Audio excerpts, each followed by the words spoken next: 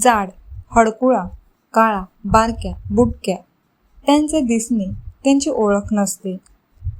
समजून घेऊया की मुलांवर कसे प्रभाव पाडतात आपले शब्द. ते ऐकतात, ते मानतात, ते प्रभावित होतात. त्यांचे केस, वजन, रंग, कपडे किंवा चेहऱ्यावर केलेली प्रत्येक टिप्पणी त्यांच्या मनावर प्रभाव टाकते. विशेषतः जेव्हा या गोष्टी त्यांचे कुटुंबीय किंवा जवळचे लोक बोलतात. मस्करीमध्ये पाय खेचण्याआधी 100 वेळा विचार करा.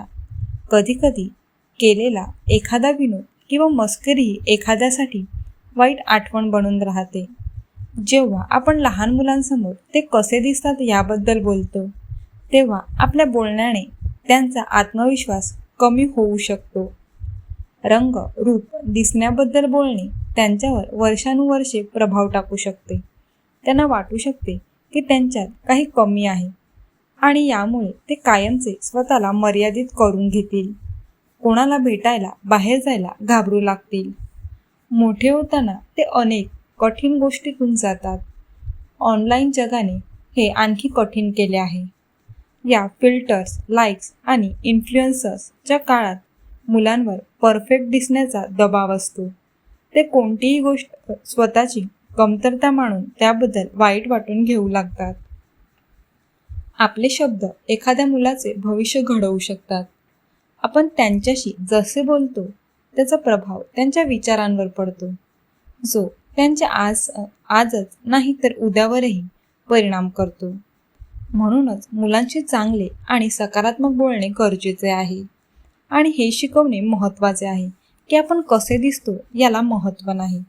त्यांची निरागसता जपून त्यांचा आत्मविश्वास वाढवता येऊ शकतो.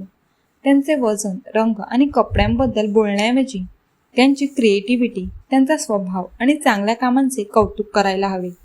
ते जसे आहेत तसे त्यांना मोकळेपणाने जगायला शिकवले पाहिजे.